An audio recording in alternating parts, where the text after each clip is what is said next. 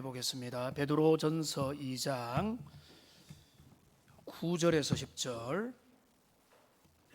베드로전서 2장 9절부터 10절까지 말씀을 우리 한 목소리로 같이 읽도록 하겠습니다. 같이 읽겠습니다.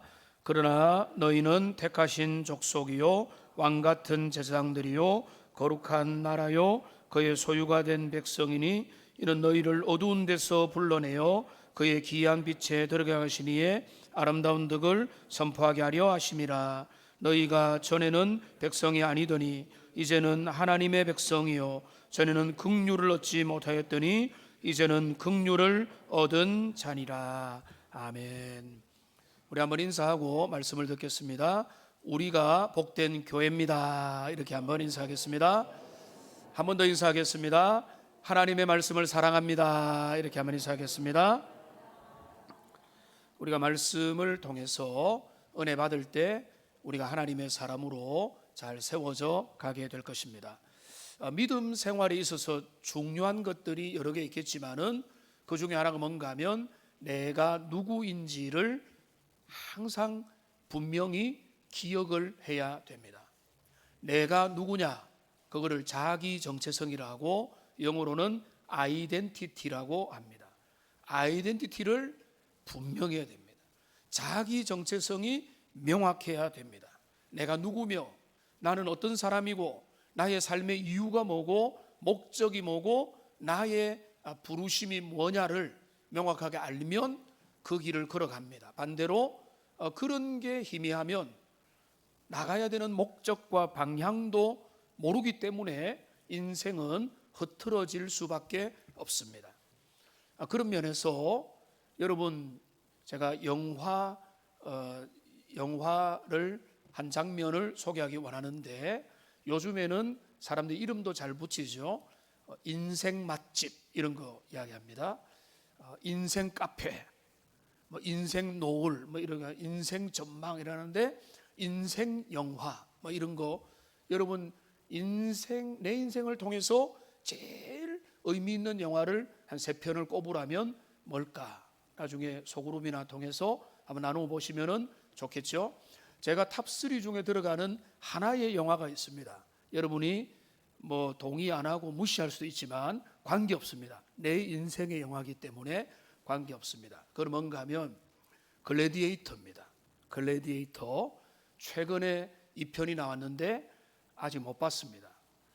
아내가 협조를 해줘야 되는데 무서운 거 보기 싫다고, 싸우는 거 보기 싫다고 해가지고 못 봤습니다. 그런데 글래디에이터 영어 공부한다고 여러 번 보기도 하고 제가 좋아하는데, 근데 그 글래디에이터는 못 본 분들도 있지만 많은 분들이 알겠지만은 오늘 예화와 도움이 될 만한 걸 간단히 설명하면, 그 주인공 막시무스 장군이 로마의 아주 충성스러운 장군인데 엄청난 모함을 받아가지고 가족이 몰살을 당합니다. 아내와 자녀들이 능지처참을 당하고 그 가족의 시체가 고향에 가보니까 나무 위에 달려있는 모습을 보고 집이 불타는 모습을 보고 이 사람은 겨우 죽음에서 살아나서 노예가 됩니다. 그래서 결국은 전신만고 끝에 글래디에이터 뭔가 하면 검투사잖아요. 검투사로서 점점 그 바닥에서 자기의 어떤 모습들을 좀 하고 멋지고 원래 실력 있는 사람이었으니까 실력을 발휘하다가 드디어 자기를 모함했던 그 아버지 황제를 이어받았던 그 황제가 보는 그 검투장 안에 들어서서 전투를 벌이게 됩니다. 거기에서 일어나는 장면이 저는 인생 영화의 한 장면, 제가 이거를 수십 번 이상을 봤지만은 너무 멋있다라고 하는 장면을 잠시 한번 보겠습니다.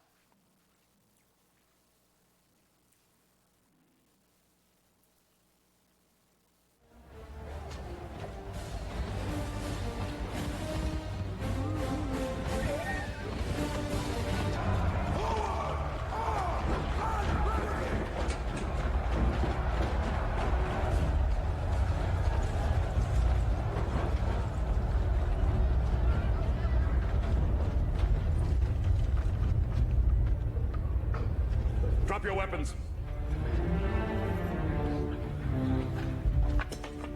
Gladiator, the Emperor has asked for you. I'm at the Emperor's service.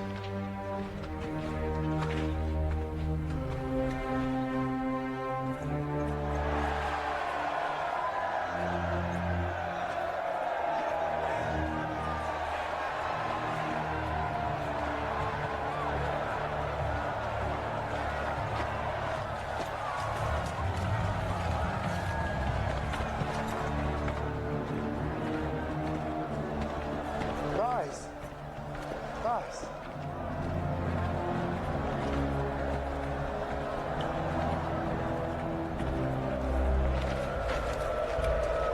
Your fame is well-deserved, Spaniard. I don't think there's ever been a gladiator to match you. As for this young man, he insists you are Hector reborn. Opposite Hercules. Why doesn't the hero reveal himself and tell us all your real name? You do have a name. My name is Gladiator. How dare you show your back to me? Slave! You will remove your helmet and tell me your name.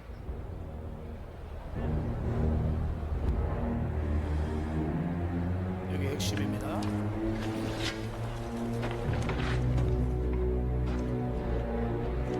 My name is Maximus Decimus Meridius, commander of the armies of the North, general of the Felix Legions, loyal servant to the true Emperor Marcus Aurelius, father to a murdered son, husband to a murdered wife, and I will have my vengeance, in this life or the next.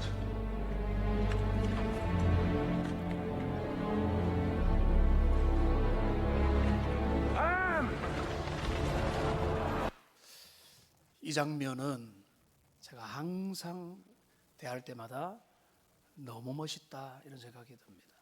물론 이 사람은 기독교인은 아닙니다. 근데 그는 그 결정적인 순간에 자기 정체성을 이야기합니다. 내 이름은 막시무스 데시무스 메리데우스다. 북부 군대의 사령관이자 벨릭스 군단의 장군이며 진전한 황제 마르쿠스 아울레우스의 충성스러운 신하이며 살해된 아들의 아버지며 살해된 아내의 남편이며 그리고 나는 이 생에서든 다음 생에서든 내 복수를 이룰 것이다 라고 하는 이 장면을 대하면서 제가 왜 인생 영화라고 했는가 하면 그 중에 한 장면은 자기 정체성이 이렇게 명확한 사람이 있구나라는 것을 생각을 했기 때문에 그렇습니다. 물론 이 사람은 그리스도를 모르는 사람입니다. 주님을 모르는 알든 모르든 자기 정체성이 분명하면 그 정체성을 따라서 살아가는 것입니다. 그런데 신자의 자기 정체성, 하나님의 백성들, 주님의 부르심을 받은 자는 당신은 누굽니까? 라고 할 때 여러분 우리는 어떤 대답을 할 수 있겠습니까? 나는 누구냐? 물론 러셀 크루가 너무 멋진 모습으로 목소리 깔고 중요한 이야기를 하니까 감동이 되지만은 우리는 우리의 삶에서 당신은 누구냐라고 물을 때에 어떤 이야기를 할 수 있겠습니까? 할 말이 없든지 이런저런 것을 나열하든지 그렇게 하겠습니까? 아니면은 이 막시무스처럼 나는 누구였으며 어떤 사람이고 나는 이런 자로 지금 여기에 서 있습니다 라고 하는 그런 모습으로 우리의 나의 정체성을 말할 수 있을까? 이런 부분에서 우리가 오늘 읽었던 이 말씀은 우리의 정체성, 하나님의 백성은 누구인가를 너무나 잘 드러내는 그런 본문입니다. 여러분 성경을 여러분 읽으면 성경에는 꽤 많은 내용이 뭐로 채워져 있는가 하면 너는 어떤 사람이냐, 성도는 누구냐라고 하는 내용으로 꽤 많이 등장합니다. 너희는 세상의 소금이다. 너희는 세상의 빛이다. 너희는 그리스도의 향기다. 너희는 통로다, 대사다 너희는 하나님의 자녀다. 너희는 죄로부터 구원받은 하나님의 사람이다. 너희는 하나님의 자녀가 되었다. 죄의 노예에서 해방되었다. 이건 뭔가 하면 이걸 하라 저거를 하라가 아니에요. 너희는 어떤 사람이 됐느냐, 그리스도 안에서. 그러니까 신분과 정체성이 온전히 확인될 때 그 정체성을 따라서 내 삶의 태도와 모든 삶의 자세를 거기에 맞추게 되는 그런 것입니다. 그래서 오늘 이 본문을 통해서 우리 이 본문을 과거에도 몇 번 살펴본 기억이 있지만 또 다른 각도와 또 신선하게 우리가 다시 상기하는 의미에서 이 본문을 통해서 하나님의 백성의 참된 정체성을 함께 살펴보기를 원합니다. 우리가 몇 가지 확인할 게 있는데요. 첫째는 뭔가 하면 오늘 베드로 공동체한테 말하는 네 가지 정체성이 있죠. 여기 뭐라고 합니까? 택하신 족속이요, 너희는 왕같은 제사장들이요, 거룩한 나라요, 그의 소유가 된 백성이다 라고 할 때에 은혜를 무조건 받으려고 하지 말고 이것이 구약의 모세오경에 얼마나 명확하게 나타나 있는가를 먼저 확인을 해야 됩니다. 그러니까 여러분, 이것은 너희는 택하신 족속이요, 왕같은 제사장들이요, 거룩한 나라요, 그의 소유된 백성이라는 이 개념은 베드로가 지어낸 게 아닙니다. 영감받아서 기록했지만은 성령의 감동으로 말미암아 구약의 출애굽기 19장을 떠올렸던 것입니다. 출애굽기 19장을 보십시오. 여기 보면은 이렇게 돼 있습니다. 화면에 띄워주세요. 이 19장에 보면은 하나님이 이스라엘을 출애굽을 시켜서 그들을 시내산 앞으로 데려온 다음에 언약을 맺습니다. 그러면서 하나님이 이렇게 말씀합니다. 내가 애굽 사람이 어떻게 행하였음과 독수리 날개로 너희를 어떻게 업어서 인도하였음을 너희가 보았느니라. 온 세계가 다 나에게 속했는데 너희가 하나님의 말씀을 듣고 언약을 지키고 순종하면, 여기 베드로에 나오는 첫 번째 그 개념이 나오죠. 내 소유가 되겠다. 내 소유. 너희는 나의 소유된 백성이라는 개념이 여기 처음 나오고요. 자, 6절을 보십시오. 6절을 같이 읽겠습니다. 너희가 내게 대하여 제장 나라가 되며 거룩한 백성이 되리라. 너는 이 말을 이스라엘 자손에게 전할지니라. 그러니까 여러분, 우리가 이제 초신자들, 성경을 모르는 분들은 그날의 은혜를 받아야 되지만은 믿음 생활하면 할수록 성경이 연결이 돼야 돼요. 구약과 신약이 연결이 돼야 돼요. 그러니까 여기 베드로가 말했던 네 가지 정체성은 수천 년 후에 베드로가 어느 날 갑자기 은혜 받아가지고 기록한 게 아니고 출애굽기에 나타난 이스라엘 공동체에게 주시는 하나님께서 그들과 특별히 맺었던 그 언약의 맹약 관계 속에 주셨었던 그 내용이 오늘 베드로를 통해서 다시 메아리 치고 있다는 것입니다. 그러면은 여러분, 여기서 중요한 하나의 포인트가 나오는데, 구약은 이스라엘이 언약의 백성이었다면 신약에는 바로 그 대상이 누가 됩니까? 교회가 되는 거예요. 구약에는 이스라엘 백성이고 신약에는 교회입니다. 그러니까 하나님의 나라의 백성의 전체 100%의 총합은 뭐냐면은 구약의 이스라엘 백성들과 신약의 교회의 총수, 이렇게 보면은 되는 것입니다. 그러니까 신약의 교회를 다른 이름으로 하는가 하면은 새 이스라엘이라고 하는 거예요. 그러니까 여러분, 여기에서 연결고리를 잘 이해를 하셔야 됩니다. 그러니까 오늘 이 본문에 우리의 정체성이 이거구나, 좋다, 깨닫는 거 좋지만은 이게 얼마나 뿌리 깊은 하나님의 나라에 속한 그 백성들, 구약에는 이스라엘이 그렇게 되기를 하나님이 원했고 예수 그리스도를 통해서 새 언약의 백성인 그 교회가 그런 관계로 가기를 원했다. 이런 중요한 전제가 여기에 있어야 된다는 것입니다. 그게 첫 번째 전제고요. 두 번째 중요한 게 있습니다. 우리가 이제 두 번째 봐야 될 것은 뭔가 하면, 한번 따라 합시다. 그러나 너희는, 이렇게 시작하죠. 그러나 너희는 이라고 시작합니다. 두 번째 우리가 봐야 될 것은 뭔가 하면, 이 본문은 개인을 향한 메시지가 우선은 아닙니다. 이 본문은 뭔가 하면 교회를 향한 메시지입니다. 그러나 너희는 이라고 말했습니다. 그 다음에 여기 네 가지 정체성에서 한번 보십시오. 족속이라는 것은 레이스, 종족이라는 겁니다. 이거는 개인이 아니라 집합 명사죠. 종족이죠. 그 다음에 제사장들이랍니다. 그룹이고 공동체입니다. 그 다음에 뭡니까? 거룩한 나라입니다. 나라, 네이션스. 나라는 개인이 아닙니다. 공동체입니다. 그 다음에 너희는 하나님의 소유된 백성입니다. 여기 나타난 정체성들을 말하는 네 가지는 오늘날 우리는 개인주의, 각자 도생, 너무나 불쌍하고 안타깝죠. 그렇게 안 되면 살 수가 없기 때문에 흩어지고 가정도 쪼개지고 분리해서 다 떠나서 살고, 현대의 우리의 사회가 그렇게 우리를 이끌지만 그 각자 도생의 사회가 하나님이 원하는 그런 모습은 아니라는 거예요. 그러니까 우리가 개인적으로 은혜를 받고 공동체는 개인으로 이루어지기 때문에 공동체만이 비전이다, 공동체만이 중요하다면은 거기는 개인이 사그라들잖아요.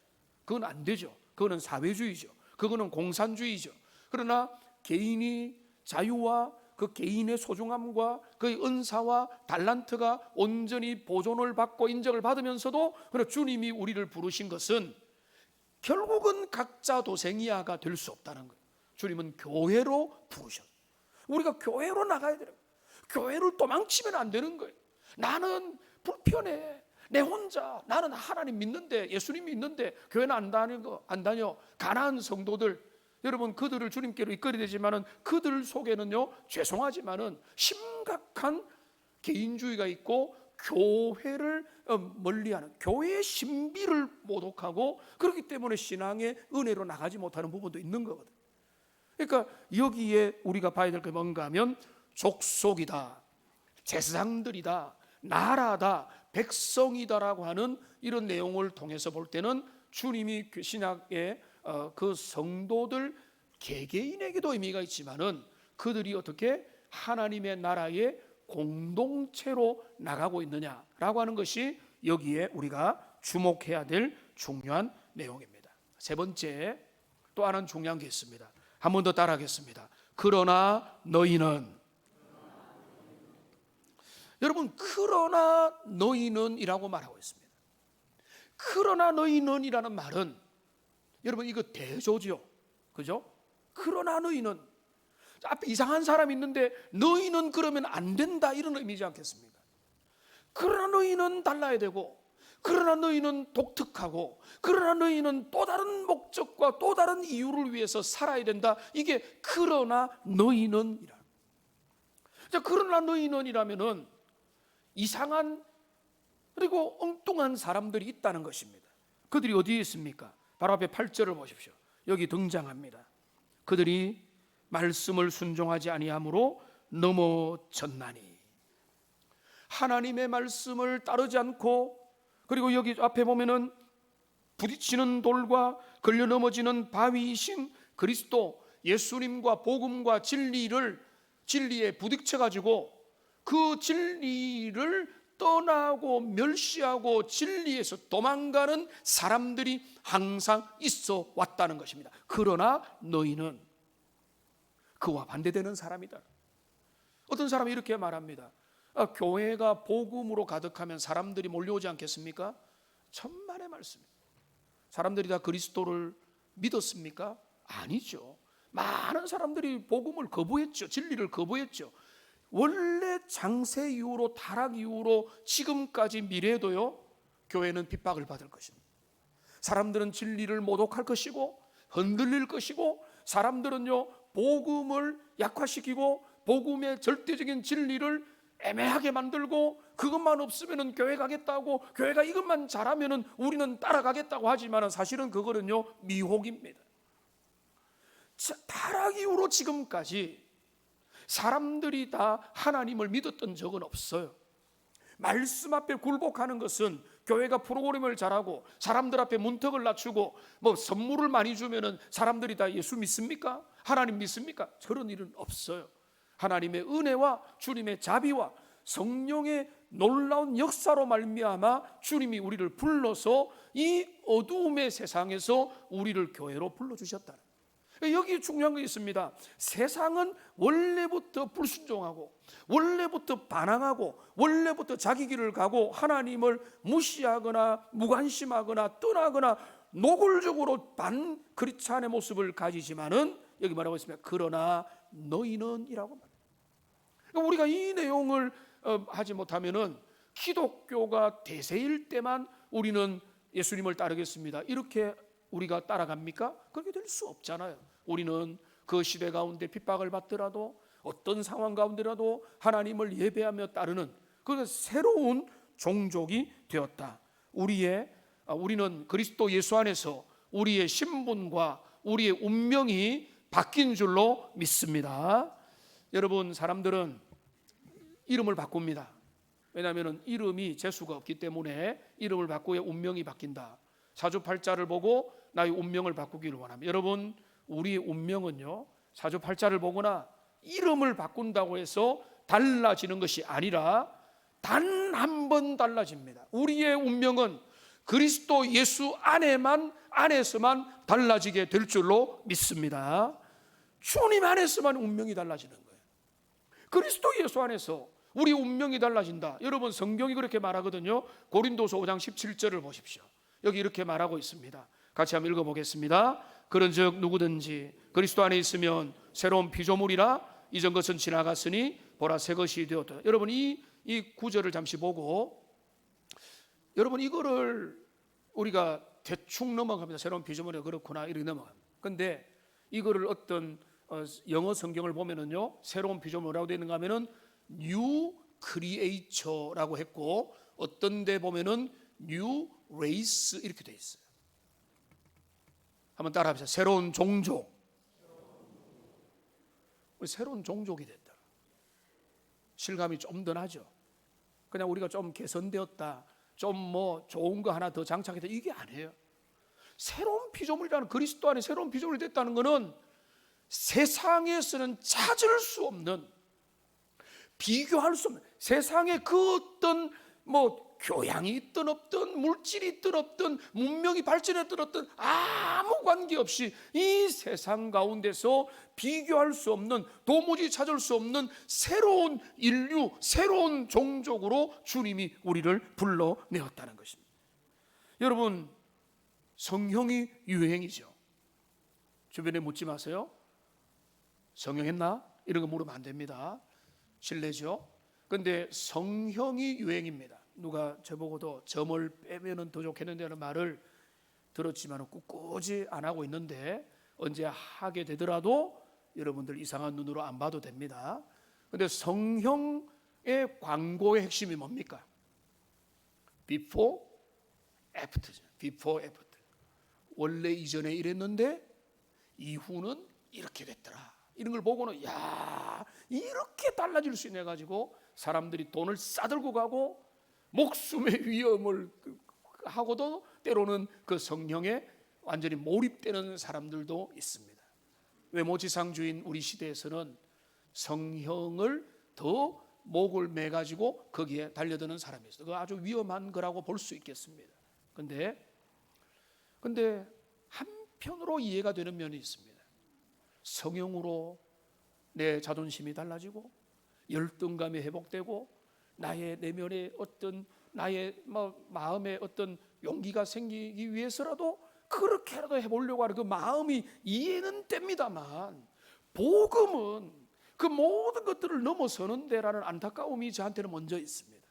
그런데 중요한 건 뭔가 하면, 성령을 통해서 외모의 비포 애프터가 변화가 되는 것은 외형적인 것이지만, 그리스도의 복음이 우리 인생 가운데 다가오면은요, 우리의 삶의 운명과 삶의 정체성과 모든 것들이 이전과 이후 BC와 AD가 달라지는 근본적인 차이가 그리스도 예수 안에서 이미 우리에게 주어졌고, 여러분에게 그 그리스도가 다가오면은 그 은혜가 주어지게 될 줄로 믿습니다. 이게 참된 은혜의 회복이라는 거예요. 그러니까 여기 그러나 너희는이라는 말은 그냥 단순하게 그러나 너는 그러지 말라 이게 아니라, 너희에게 어떤 일이 일어났는가를 너희가 잊지 말라. 이런 내용이 되겠습니다. 달라진 정체성, 사실 이거 가지고 한 주에 하나씩 해도 뭐 충분히 할 수 있겠지만은 우리가 오늘 간편하게 네 가지를 잠시 살펴보겠습니다. 첫째는 뭡니까? 택하신 족속이라고 했습니다. 한번 따라합시다. 택하신 족속. 여러분, 은혜를 받는 것은 좋은데 은혜를 받기 위해서 성경을 너무 짜집게 해도 안 돼요. 택하신 족속을 영어 성경을 보면 뭐라고 하면은 chosen people 이렇게 되어 있어요. chosen을 발음 잘하면 어떻게 됩니까? 조선이죠. 조선. 하나님이 조선을 택했다 이렇게 되는 거예요. 처음 들어봅니까? 그렇게 말하는 분들 꽤 많이 있어요. 하나님 이 민족을 택했다. 그런데 우리 민족을 하나님이 택했을 가능성이 높죠. 그러나 이 본문에서 그게 나오는 게 아니에요.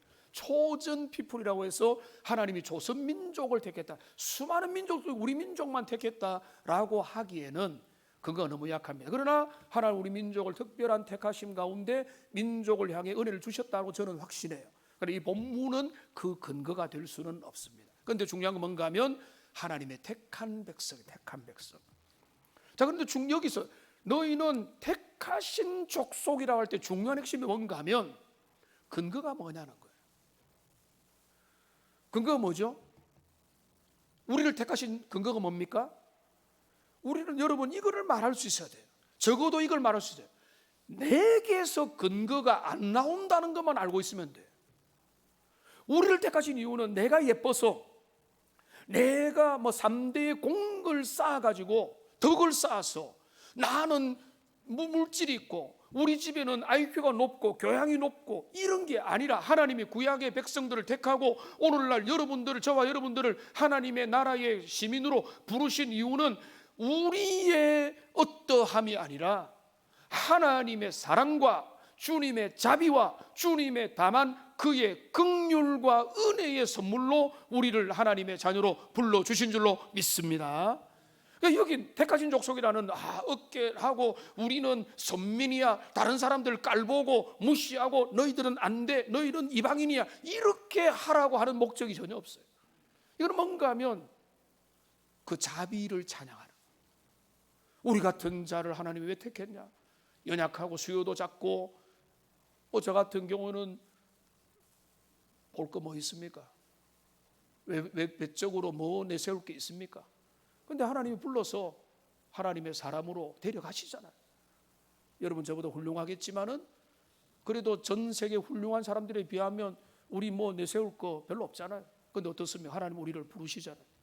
그러니까 우리가 택하신 족속이다. 우리의 자부심의 근원은 하나님의 한없는 자비와 긍휼인 줄로 믿습니다. 에베소 2장 8절을 보십시오. 같이 한번 읽어보겠습니다. 너희는 그 은혜를 인하여 믿음으로 말미암아 구원을 받았으니 이것은 너희에게서 난 것이 아니요 하나님의 선물이다. 이거를 기억하라는 거예요. 하나님이 너희를 택했다는 거예요. 주님이 너희를 있는 자리에서, 부족한 자리에서 너희의 수준을 모르고, 하나님, 목사님 나의 정체성을 알면은 여러분 목사님 실망할 건데 하나님 여러분 저보다 100배 1000배 더 잘 알아요. 우리 약함 부족함 다 알아요. 알고 택한 거예요. 우리의 죄인 되었을 때 우리를 택해서 내가 너희를 통해서 나의 영광을 드러내겠다. 택하신 족속이라는 것은 여기에 나타나는 하나님의 자비와 주님의 사랑과 주님의 긍휼입니다. 두 번째로 뭔가 하면 왕같은 제사장이라. 따라합시다. 왕같은 제사장. 이거는 이렇게 쉽게 보면 됩니다. 왕이요 제사장 같은 자로 우리를 부르셨다는 거예요. 그러니까 왕직을 겸하는 제사장. 이게 충격적인 내용이 있어요. 우리는 구약의 사고방식에 사로잡혀 있으면은 여러분은 제사장이 아니다라고 생각하는데 베드로 공동체 교회를 향해서 뭐라고 하는가 하면 너희가 제사장이다라고 말합니다. 그러니까 여러분 저는 제사장입니까? 제사장입니다. 그런데 여러분 우리 교회 안에서 저만 제사장입니까? 그거 아니라는 거예요. 우리는 다 하나님 앞에서 제사장으로 살아가는 것입니다. 그런데 제사장의 역할은 뭡니까? 구약시대에 보면은 그 제사장의 역할은 한마디로 말하면 죄인들과 백성들과 하나님의 사이를 중보하고 다리를 놓는 역할이 제사장의 역할의 핵심이에요. 그 제사장의 완벽한 모델이 누구시죠? 예수님이시죠. 그러니까 히브리서에 보면은 쭉 나타나게 뭔가 하면 우리의 완벽한 대제사장이신 그리스도를 깊이 생각하라 이렇게 되는 거예요. 그러니까 그리스도가 완벽한 대제사장으로서 지상의 모든 죄인들을 하나님과 연결시키고 구원의 은혜를 베풀어 주셨다. 그러면 그거를 믿고 그치는 게 아니라 너희도 작은 제사장들이 되라는 거예요. 작은 예수가 되라는 거예요. 그 말은 뭔가 하면 이 세상의 어둠의 세계를 주님께로 돌아오게 만들어서 그들을 하나님 앞으로 나가는 그런 역할. 그러니까 세상을 하나님께로 돌아오게 하는 그 매개체와 통로가 되라. 이게 바로 너희는 왕같은 제사장이다라고 하는 것에 나타나 있는 의미가 되겠습니다. 교회는 세상 가운데서 그런 역할을 감당해야 돼요. 교회 문턱을 낮춰야 되는 거예요. 교회는 어깨에 힘을 주고 우리끼리 폐쇄된 공동체로 우리만 잘 먹고 살면 안 됩니다. 전도해야 되고 선교해야 되고 복음을 전해야 되고 연약한 사람을 도와야 되고 가난한 사람을 구제해야 되고, 여러분 많은 분들이 모르던데 한 달에 한 번씩 라면 2개를 새벽 아침 되면은 이 교회에서 섬기는데요, 거기에 수십 명들이 일찍부터 와가지고 줄을 서가 있는 모습을 보면은 이분들이 정신이 들었습니까? 온전합니까? 이분들 돌아가면서 어디에서도 봤는데 그럼에도 불구하고 교회는 부족하지만 그런 일들을 꾸준히 해가는 겁니다. 더 많은 일들을 해야 되고 더 여러 가지 일들을 해야 되고 전도하고 선교하고 섬기고 세상을 아름답게 만들고 이 세상을 하나님 앞에서 그들의 삶을 돌이키는 일들을 위해서 더 많이 수고하고 애를 쓰는 그 제사장 나라의 역할을 신약의 교회가 해야 되고, 우리 교회가 새롭게 비상한다는 의미는 새롭게 한번 이렇게 도파민을 많이 넘치게 하자 이런 게 아니라 그 정체성을 따라서 주님이 원하는 일들을 더 열심히 하되, 제사장 나라다라는 것은 세상을 주님께로 돌아오게 만드는 위대한 역할을 여러분 각자가, 우리 교회가 더 많이 할 수 있기를 주님의 이름으로 축원합니다. 세 번째 정체성도 아주 독특합니다. 거룩한 나라라고 말합니다. 따라합시다. 거룩한 나라. 여기서 중요한 것은 거룩한 나라입니다. 여러분, 세상의 기업의 핵심 사훈이 거룩인 회사가 있습니까? 세상의 모임의 핵심이 거룩인 모임이 있습니까? 교회는 다릅니다. 주님의 교회는 사역도 하고 예배도 드리고 헌금 생활도 하고 함께 모이고 나들이도 가고 4월이 되면은 우리가 온교인 운동회도 하고 여러 가지 행사도 하고 하지만은 그런 것들은 눈에 나타나는 것이고, 교회에 나타나야 될 그 중요한 방향은 뭔가 하면 거룩을 드러내야 되는 거룩을. 근데 이 거룩은요 너무나 종합적입니다. 거룩한 목소리로 사람들을 죽일 수도 있어요. 거룩하지 않은 위선과 외식이 있을 수도 있습니다. 그래서 제가 강남에 교양 있는 시어머니가 못마땅한 며느리 피를 말릴 수 있잖아요. 그분이 얼마나 교양이 있습니까? 교양과 그 교양의 외향과 교양의 실력은 다른 겁니다. 거룩은 말과 생각과 태도와 삶의 모든 데서 나타나요. 물론 예배도 나타나야 되고 삶의 모든 문제. 그러니까 막말하고 함부로 감정을 폭발하면서도 내 마음은 안 그렇다. 그러면 안 돼요. 그 주님의 모습이 아니에요. 주님은 우리의 태도도 거룩해지기를 원하는, 주님을 닮아간다는 것은 우리도 더 철들어야죠. 더 생각과 태도와 말도 거룩해져야 되죠. 말을 홀리하게 하라 이런 말이 아니에요. 다른 사람을 배려하고 말에 하는 것도 그 사람의 입장도 생각하고 존중하고 이런 게 거룩의 모습이에요. 교회는 거룩한 공동체야 돼. 네가 맞다 내가 맞다보다 더 중요한 거는 거룩을 포기하잖아. 교회는, 근데 우리가 완전할 수 있습니까? 완전할 수 없죠. 저도 허물이 있고 여러분도 허물이 아마 있을 겁니다. 많을 겁니다. 저도 그렇습니다. 그런데 뭡니까?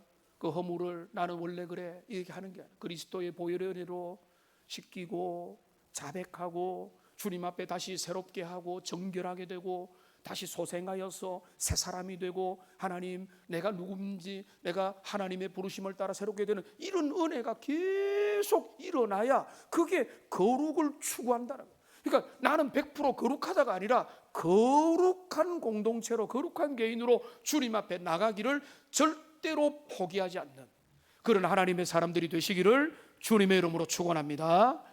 이 싸움을 계속해야 돼요. 우리 장난치기를 좋아하는 우리 어른 집사님이 제보고 요즘 하는 말이 목사님 요즘 얼굴이 너무 좋습니다. 죄 죽이기를 다 그친 걸. 제가 그랬습니다. 아직 안 끝났습니다. 저는 죄 죽이기를 평생 계속해야 됩니다 라고 이야기했지만은 여러분 선줄로 생각하면 넘어지는 거예요. 우리는 계속해서 거룩을 향한 우리의 표준을 잃지 말고 그 길을 걸어가는 하나님의 사람들이 되시기를 주님의 이름으로 축원합니다. 우리가 거룩을 향해 나가야 되는 이유가 있어요. 여러분 레위기 11장 45절 같이 한번 읽어보겠습니다. 나는 너희의 하나님이 되려고 너희를 애굽 땅에서 인도하여 낸 여호와라. 내가 거룩하니 너희도 거룩할지다. 우리가 거룩해야 부모 말 잘 듣고 유교 정신에 가도록 이런 거 전혀 아니에요.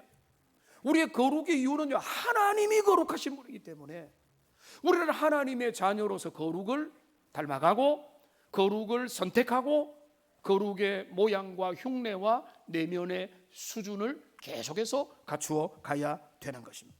교회는 그런 면에서 세상과 달라야 됩니다.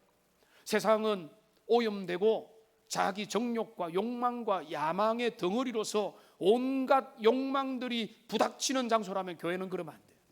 교회는요 아마존의 늪과 같아야 됩니다. 교회는 바다와 같아야 됩니다. 교회 아마존의 늪과 산림과 그 강들은 어떤 걸 합니까? 아마존의 강들은 아마존의 숲은 지구의 허파와 같은 역할을 한다고 하지 않습니까?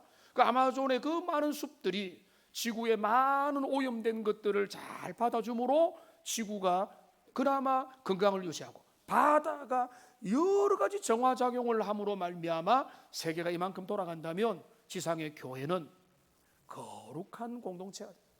우리가 잘나서가 아니라 그리스도를 닮아가는 가운데 교회는 점점 거룩하고 고상하고 주님을 닮아가고 세상이 아무리 죄악이고 자기 멋대로 살고 각자 도생이고 욕망에 충실하다고 할지라도 주님의 교회는 그러면 안 된다는 거예요. 그게 거룩한 나라로 주님이 불러주신 뜻이라는 겁니다. 네 번째, 그는 우리를 어떤 자로 불렀습니까? 그의 소유된 백성으로 불렀습니다. 한번 따라합시다. 그의 소유된 백성. 여러분 이거는 다른 게 아닙니다. 우리를 호적에 입적시켰다는 것입니다. 우리가 등본을 떼보면 하나님의 나라 등 호적에는 우리가 아들로 딸로 입적이 되어 있습니다. 이거를 그 신천 1, 2동 그 사무소에 가지 마세요. 거기서 확인하는 게 아닙니다. 거기는 잘 모릅니다. 하나님의 나라의 그 생명책에 입적이 됐다는 거예요. 그러면 여러분 글래디에이터 이야기했으니까 말씀을 마무리하면서 다시 그 이야기로 돌아가면은 옛날에는 노예 제도였습니다. 노예들이 전쟁을 통해서 포로가 되거나 여러 가지 이유로 노예들을 시장에 나와서 팝니다. 여러분 그런 장면들 전쟁 영화를 좀 본 분들은 봤을 겁니다. 그러면은 거기에 가격이 붙여져 있습니다. 100만 원. 너무 이제 쓸모가 없으면은 10만 원. 옆에 다른 거 뭐 감자 7개 이렇게 주고 이렇게 팝니다. 근데 아주 쓸모 있으면은 1,000만 원 뭐 이렇게 갈 수 있겠는데 어떤 선하신 주인이 1,000만 원이라는 가격표를 적힌 노예 앞에 딱 가서 1,000만 원을 지불하고는 뭐라고 이야기를 하시는가 하면 로마서 6장 18절입니다. 이런 상태로 우리를 만드십니다. 같이 한번 읽어보겠습니다. 죄로부터 해방되어 의에게 종이 되라. 여러분 이게 마음에 안 들 수도 있는데 그를 사서 너는 이제 자유자니까 마음대로 가라. 너 멋대로 살고 이제는 네 하고 싶은 대로 다 하라가 아니라 이 구절을 보면 뭐라고 했는가 하면 나에게로 와서 나의 지도와 지배를 받고 살아라고 주님이 신분을 교체시켜 주십니다. 그러면 오늘날 그 세상의 자유에 물들은 사람들은 이게 마음에 안 드는 겁니다. 자유를 생각하면 자유는 또 다른 이름으로 마음껏 할 수 있는 건데, 그러니까 이제 철 안 들은 자녀들은 부모의 그 조언과 발언이 너무 듣기 싫죠. 잔소리로 들리는 거예요. 그러니까 여기서 벗어나고 싶다, 탈출하고 싶고 타 지역에 가고 어디 가고 뭐 해서 부모를 벗어나고 싶다는데, 그게 뭐 어떤 자유인가 하면은 지금 마틴 루터는 이거를 노예된 자유라고 했어요. 노예된 자유. 그리고 방종의 자유입니다. 참 자유가 아니에요. 근데 우리를 하나님은 죄에 노예된 상태에서 우리를 불러서 하나님에게 속한, 너는 이제 하나님의 자녀로 살아라, 그렇게 우리의 신분을 바꾸어 주셨다는 거예요. 그러니까 하나님 앞에 제대로 들어온 사람은, 하나님, 이게 더 안전하네요, 이게 더 기쁨이네요, 이게 내 삶의 더 아름다운 자유고 내 인생을 멋지게 만드는 거라고 깨닫게 되는 것입니다. 이제 말씀을 정리하겠습니다. 여러분, 막시무스가 말했던 그 정체성, 나는 막시무스요, 북부군의 종사령관이요, 아울레울스의 충실한 신하며 누구며 누구다라고 말했던 거. 사도 바울은요, 바울의 말씀을 보면 정체성으로 가득 차 있습니다. 나는 누구냐? 나는 그리스도의 종이다, 그리스도의 사도다, 나는 복음의 전파자여 주님의 빚진 자다라는 정체성 투성입니다.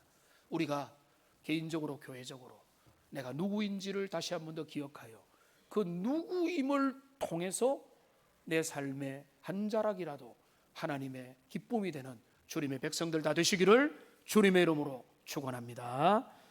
기도하겠습니다. 살아계신 하나님 아버지,